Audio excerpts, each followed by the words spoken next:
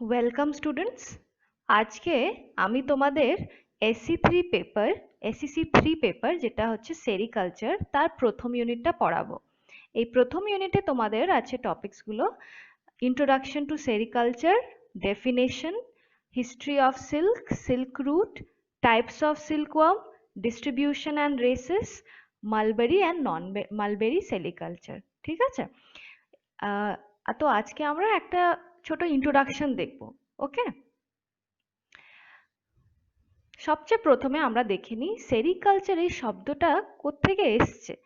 Sericulture এই ওয়ার্ডটা originate হয়েছে দুটো ফ্রেঞ্চ ওয়ার্ড থেকে। প্রথমে হচ্ছে সেরিস, তার মানে হচ্ছে সিল্ক, তার মানে রেশম, আর কালচার এর মানেটা হচ্ছে রেয়ারিং, মানে লালন পালন। সেরিকালচার বেসিক্যালি এর ডেফিনেশন যদি আমরা বলি তাহলে sericulture is the cultivation of silk through rearing of commercial silkworm. রেশম চাষ, সেরিকালচার মানে কমনলি এটাকে আমরা কি বলি? রেশম চাষ। রেশম চাষ বেসিক্যালি রেশমি পোকার চাষ, যেটা নাকি কমার্শিয়াল লেভেলে করা হয়। It is an agro-based industry that involves cultivation of food plants from silkworms। ঠিক আছে, এইটা হচ্ছে একটা অ্যাগ্রো বেসড ইন্ডাস্ট্রি, মানে কৃষিযুক্ত ইন্ডাস্ট্রি, যেটা নাকি ইনভলভ করে কি? Cultivation of food plants for silkworms, মানে রেশম পোকার জন্য খাদ্য গাছের চাষ। তারপরে হচ্ছে rearing of silkworms for production of cocoons, মানে কোকুন উৎপাদনের জন্য রেশম কৃমির লালন পালন। আর আর কি হচ্ছে? Reeling and spinning of cocoons for production of yarn, মানে সুতা উৎপাদনের জন্য কোকুনের রিলিং এবং spinning. For value added benefit such as processing and weaving, মানে র সিল্ক থেকে ফেব্রিক বা কাপড় তৈরি করা। ঠিক আছে, তো এইটা হচ্ছে সেরিকালচারের বেসিক ডেফিনেশন। এবার আমরা একটু দেখে নিই what is the history of sericulture. The raising of silkworms and reeling of silk was first discovered by Chinese people. রেশম কৃমির উৎপাদন এবং রেশমের কাপড় তৈরি করা প্রথম চীনের লোকেরা আবিষ্কার করেছিল। আর empress Si Ling Shi was the first one to accidentally discover it. ইনি প্রথম সিল্কওয়ার্মের রেয়ারিং আর কিভাবে সিল্কটা তৈরি করে তার থেকে কাপড় বানাতে হয় সেটা উনি প্রথম অ্যাক্সিডেন্টালি ডিসকভার করেছিলেন।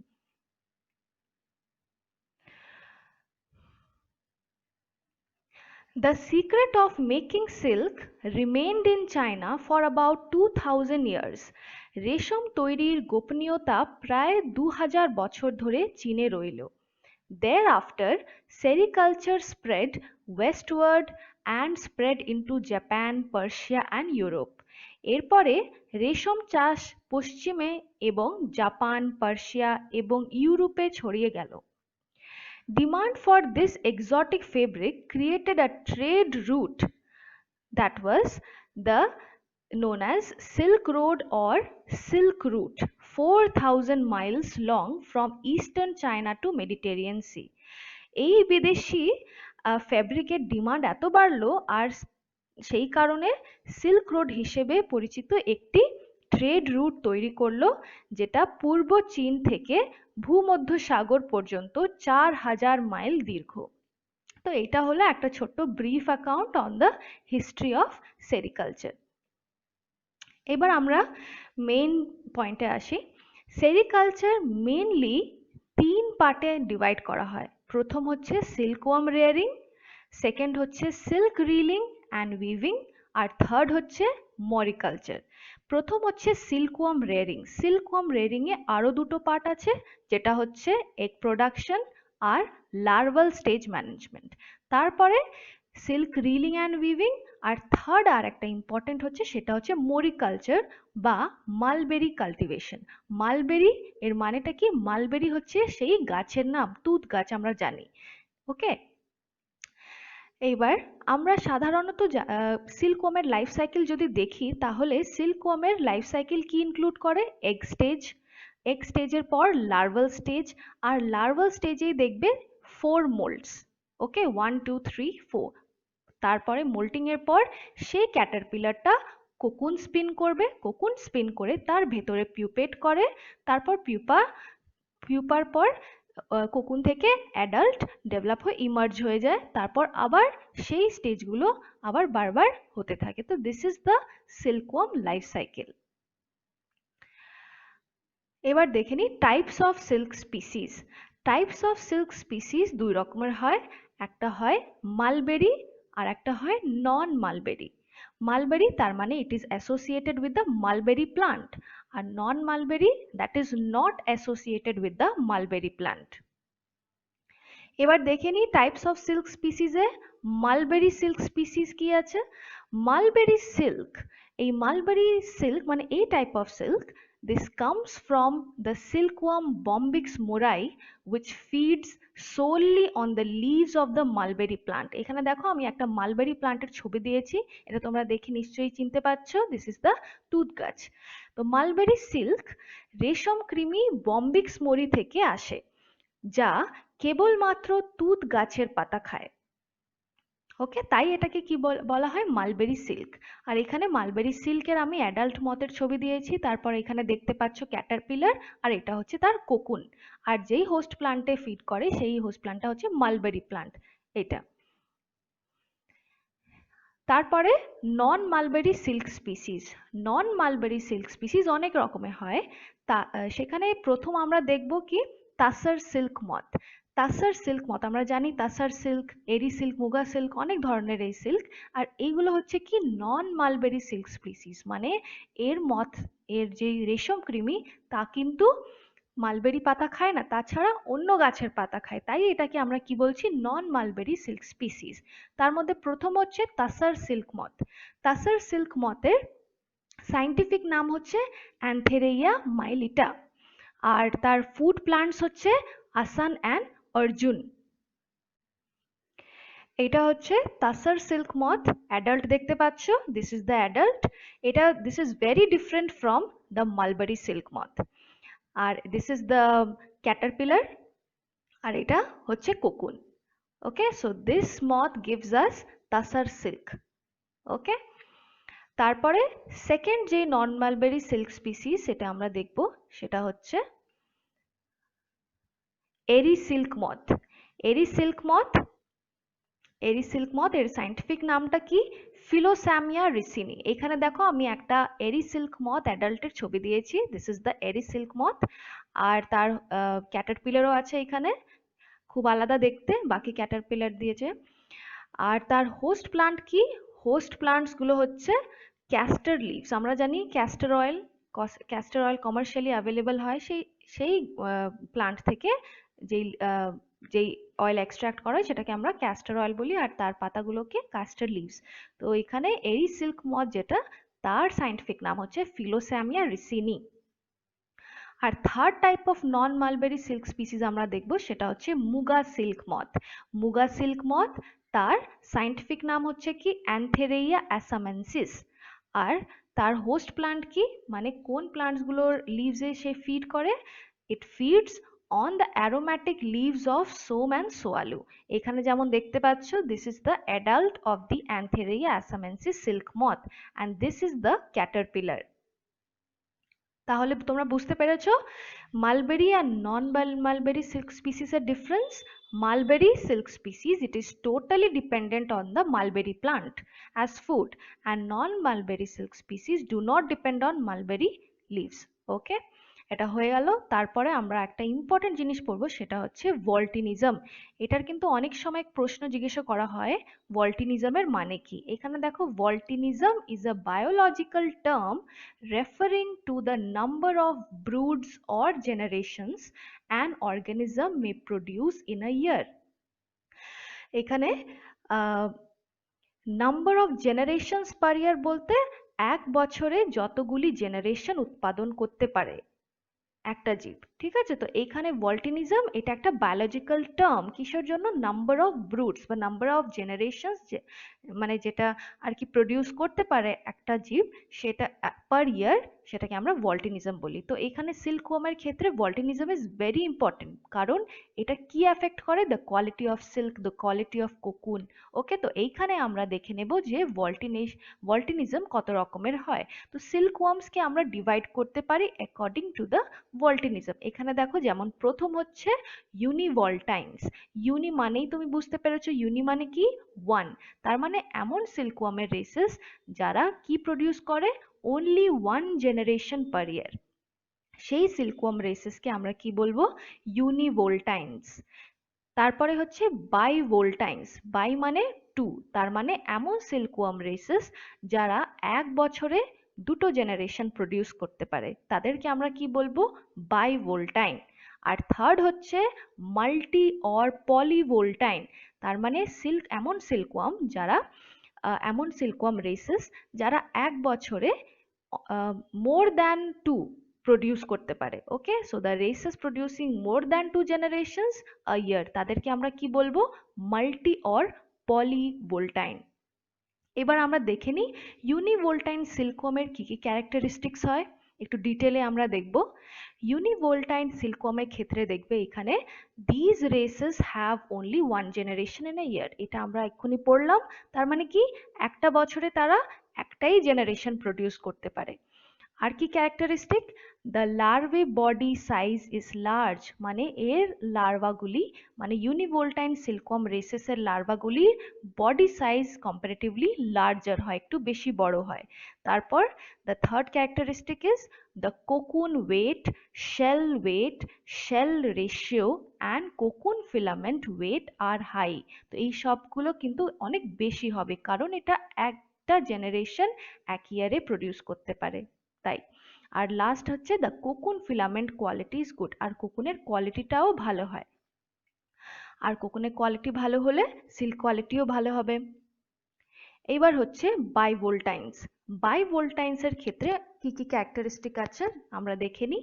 প্রথম হচ্ছে these races have two generations in a year, মানে একটা বছরে দুটো করে জেনারেশন হয় কাদের, bivoltine races of silkworm. Second হচ্ছে the cocoon weight, cocoon shell ratio and cocoon filament weight are less compared to univoltines. Univoltines এ cocoon weight, cocoon shell ratio, cocoon filament এগুলো অনেক বেশি ছিল। এখানে কিন্তু বাইভোল্টাইনের ক্ষেত্রে এটা কিন্তু কম্পারেটিভলি কম। আর থার্ড ক্যারেক্টারিস্টিক কি হচ্ছে, larva are more robust and more uniform compare to univoltines. এর লার্ভাগুলি কিন্তু অনেক রোবাস্ট হয়, মানে they are very strong. Okay, third হচ্ছে মাল্টিভোল্টাইন্স। মাল্টিভোল্টাইন্স তার মানে they can produce more than two generations in a year, একটা বছরে কিন্তু দু থেকে বেশি জেনারেশন তারা প্রডিউস করতে পারে। সেকেন্ড হচ্ছে the life cycle is short. Multivoltine races of সিল্কওয়ার্মের কি হয়, লাইফ সাইকেল ছোট হয়, কারণ এটা অনেক জেনারেশনস প্রডিউস করতে পারে একটা বছরে, তাই এর লাইফ সাইকেল কম্পারেটিভলি শর্ট হয়। থার্ড হচ্ছে লার্ভা আর robust and can withstand high temperature. এর যে লার্ভাগুলো, সেই রেশম কৃমিগুলো কিন্তু অনেক স্ট্রং হয়, আর তারা যে কোনো টেম্পারেচারে তারা সার্ভাইভ করতে পারে। হাই টেম্পারেচার হলেও কোনো কিছু অ্যাফেক্ট করবে না তাদের। তারপরে হচ্ছে the cocoon size is small. কোকুনের সাইজগুলি কিন্তু কি হয়, অনেক ছোট হয়। তারপরে the cocoon weight, shell ratio and cocoon filament weight are lower compare to bivoltines. তো এইখানে cocoon weight, shell ratio and cocoon filament weight এই বাইভোল্টাইন্সে যতটা থাকে তার থেকে একটু কম হয় কিসে, মাল্টিভোল্টাইন্সে। আর লাস্ট হচ্ছে cocoon filament is fine, cocoon filament ঠিকঠাক থাকে। ওকে, এইবার আমরা কি দেখব, তো তোমরা বুঝতে পারলে ইউনিভোল্টাইন, বাইভোল্টাইন আর মাল্টিভোল্টাইনের মধ্যে ডিফারেন্সটা, দিস ইজ ভেরি ইম্পর্টেন্ট, এটা মনে রাখবে কিন্তু। ওকে, এবার আমরা দেখি নেক্সট স্লাইডে কি, বম্বিক্স মোরাই। এখানে দেখো বি, ক্যাপিটাল বি দিয়ে ডট লেখা আছে, তার মানে it denotes the genus name, that is Bombyx. Short ফর্মে তোমরা এইভাবেও লিখতে পারো, কিন্তু শুধু বি লিখে ছেড়ে দেবে না, তার সাথে কিন্তু স্পিসিসের নামও লিখতে হবে। So Bombyx mori, the domesticated silkworm, has been reared for over 2000 years. Bombyx মোরাই প্রায় 2000 বছর ধরে ডোমেস্টিকেট করা হয়েছে। During this long history, many mutations have occurred. তার ফলে তার মধ্যে অনেক মিউটেশনস ঘটেছে। এই ডোমেস্টিকেট করার ফলে অনেক মিউটেশনস তার শরীরের মধ্যে ঘটেছে। The process of mutation has resulted in a combination of various genes producing a large number of silkworm races. আর এই মিউটেশনস গুলি কিসে রেজাল্ট করেছে? জিনসের কম্বিনেশনে, যেটা অনেক জাতির সিল্কওয়ার্মকে জন্ম দিয়েছে। ঠিক আছে, তো এইভাবেই অনেকগুলো সিল্কওয়ার্মের রেসেস তৈরি হয়, কারণ অনেক various mutations for over many years কি ক্রিয়েট করে ডিফারেন্ট কাইন্ডস অফ রেসেস। এবার আমরা দেখে নেব কত ধরনের রেসেস হয়। এখানে the various races defined by place of origin are Indian, Japanese, Chinese and European. So this are the different types of races of Bombyx mori. Okay, প্রথম হচ্ছে ইন্ডিয়ান রেসেস।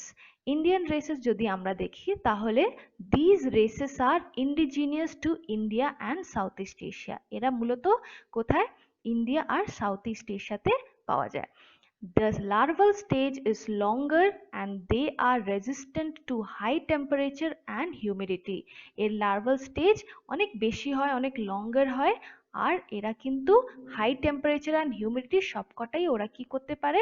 রেজিস্ট করতে পারে, মানে কোনো কিছু হাই টেম্পারেচার বা humidity হলে তাদেরকে অ্যাফেক্ট করবে না। থার্ড হচ্ছে the size of the cocoon and larva is small. এদের কি কোকুন আর লার্ভাল সাইজটা কি হয়? ছোট হয়, স্মল হয়। দে আর মেনলি মাল্টিভোল্টাইনস। তো ইন্ডিয়ান রেসেসের যেই বম্বিক্স মোরাই আছে সেইগুলো কিন্তু মাল্টিভোল্টাইন, মানে একটা ইয়ারে অনেকগুলো মোর দ্যান 2 জেনারেশনস তারা কি করতে পারে? প্রডিউস করতে পারে। The quality of silk filament is good. আর এদের কোয়ালিটি, সিল্কের কোয়ালিটিটা বেশ ভালো হয়। নেক্সট আমরা দেখব Japanese races. Japanese races of Bombyx mori এরা কিন্তু ইন্ডিজিনিয়াস টু জাপান। তারপর দ্য লার্ভে আর রোবাস্ট, তার মানে larva is strong. The cocoon is peanut shaped, peanut মানে সেই বাদামের খোলের মতো তার shape. The quality of the silk filaments is inferior, being thick and short. The quality of the silk filaments মানে সিল্কের কোয়ালিটিটা একটু কি ইনফিরিয়ার, খুব একটা ভালো কোয়ালিটি নয়, একটু ইনফিরিয়ার কোয়ালিটির হয়। Being thick and short. They are univoltine or bivoltine. তো Japanese races of Bombyx mori কি হতে পারে? ইউনিভোল্টাইনও হতে পারে বা বাইভোল্টাইনও হতে পারে। তারপর চাইনিজ রেসেস। চাইনিজ রেসেসের they are indigenous to China. The larvae are resistant to high temperature but not to high humidity. তো চাইনিজ রেসেসের যে লার্ভাগুলো সেইগুলো কিন্তু হাই টেম্পারেচারকে সহ্য করতে পারে, কিন্তু হাই হিউমিডিটি কিন্তু সহ্য করতে পারে না। The larvae grow quickly. এর লার্ভাগুলি খুব তাড়াতাড়ি গ্রো হয়ে যায়। They are univoltine, bivoltine and multivoltine. তো এই চাইনিজ রেসেসের যে লার্ভাগুলো সেইগুলো সিল্কওয়ার্মগুলো সেগুলো ইউনিভোল্টাইনও হয়, বাইভোল্টাইনও, মাল্টিভোল্টাইনও হয়। এরা কি করতে পারে? এক বছরে একটা জেনারেশনও দিতে পারে, এক বছরে দুটো জেনারেশনও প্রডিউস করতে পারে, বা এক বছরে অনেকগুলো জেনারেশনও প্রডিউস হয় অনেক কেসেসে। তারপর হচ্ছে European races. European races are indigenous to Europe and Central Asia. Larvae are vulnerable to high temperature and high humidity. মানে এই লার্ভাগুলো কিন্তু খুব sensitive to high temperature and high humidity. তার মানে কি? এরা হাই টেম্পারেচার সহ্য করতে পারে না আর হাই হিউমিডিটিও সহ্য করতে পারে না। The cocoon size is typically big with a little constriction. এর কোকুন সাইজগুলো কম্পারেটিভলি কি হয়? একটু বড় সাইজের হয়। Cocoon reelability is good. আর কোকুনের কোয়ালিটিটাও একটু ভালোই থাকে। ওকে, তাহলে ওকে, সো আজকে এইটুকুই আমি তোমাদের পড়াবো। নেক্সট ডে আমরা লাইফ সাইকেল অফ বম্বিক্স মোরাই পড়বো আর ইউনিট 2টা শেষ করব। ওকে, থ্যাংক ইউ ক্লাস।